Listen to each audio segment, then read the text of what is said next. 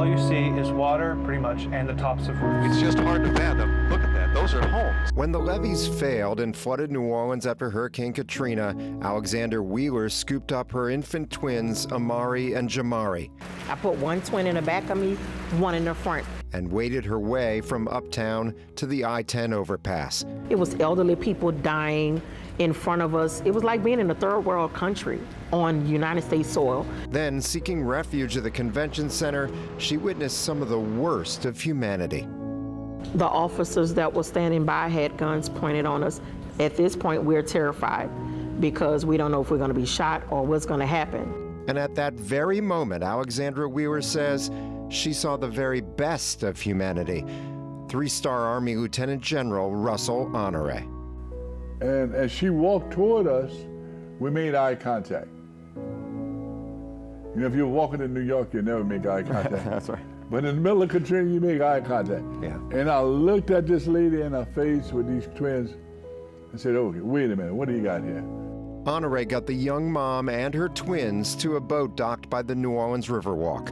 We got onto the ship. We were medically treated by the military, the U.S. Coast Guards, and the general. They got us our first baths. We had our first meal. We were checked out. And then after we were checked out, he physically checked upon us himself to be sure that we were okay mentally, emotionally, and physically. Then we used my helicopter, called it in, and they evacuated them to LSU to get treated. They ended up in Texas. Were you ever overcome by emotion doing things like that? No, you get past that. Yeah. You know, reporters used to ask me, what do you feel about that? Yeah. I'm dealing with the facts here. I know we don't have time to be worried about the feeling. We got to worry about other people's feeling.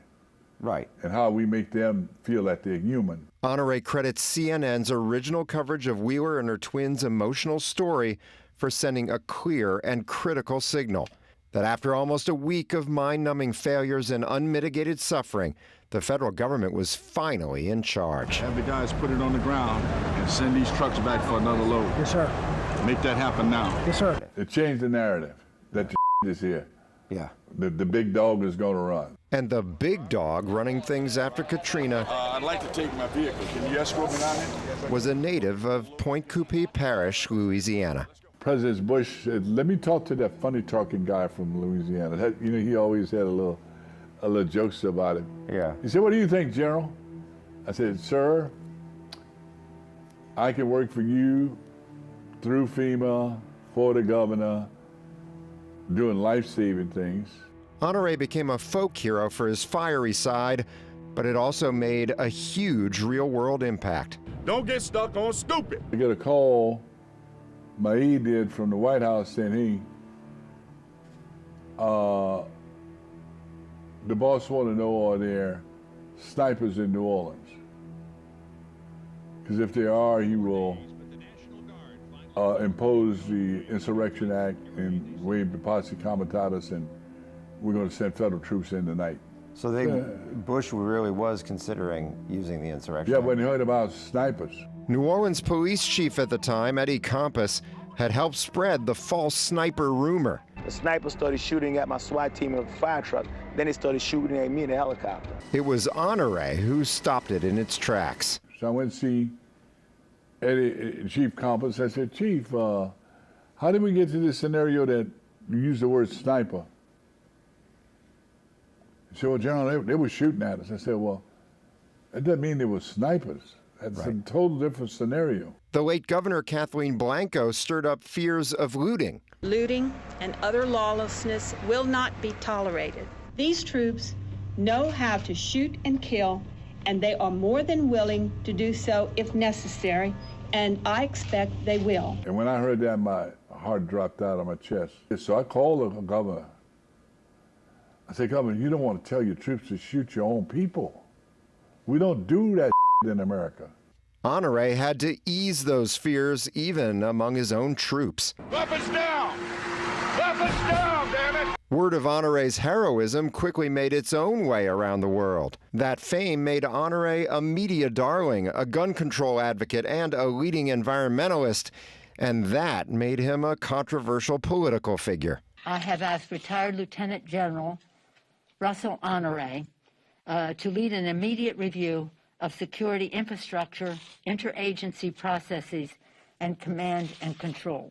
Republicans complained his U.S. Capitol security review after the January 6, 2021 insurrection was too partisan, and Honoré regularly criticizes President Trump on social media.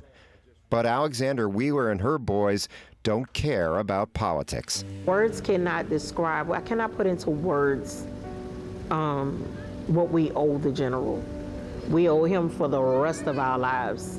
Like, this man went above and beyond where other people weren't. He did. Matter of fact, we weren't too far from here. 12 years after Katrina, Wheeler and her boys were living in Houston and narrowly escaped more flooding in Hurricane Harvey. CNN reunited them for the first time with the general, who, although retired, was in Texas for the storm, helping with another major disaster response effort. It was breathtaking to see him again, to see the guy that actually saved us from Sodom and Gomorrah. That 2017 meeting inspired Amari to enlist in the Marines. He spoke to us from his deployment in Okinawa, Japan. It made us appreciate more what we did and have more of a understanding of how precious life is, and how you need to do as much as possible in that life that you have. Jamari lives in McDonough, Georgia, not far from where he and Amari graduated high school last year. He begins his own military service this October. I'm lucky to be here. I'm gonna do the best I can to make every situation I go through and everything I go through in my life and make it the best possibly I can. And they don't want anyone to forget, it was Honoré who made it all possible. He was our superhero, and still is to this day. David Hammer, WWL, Louisiana.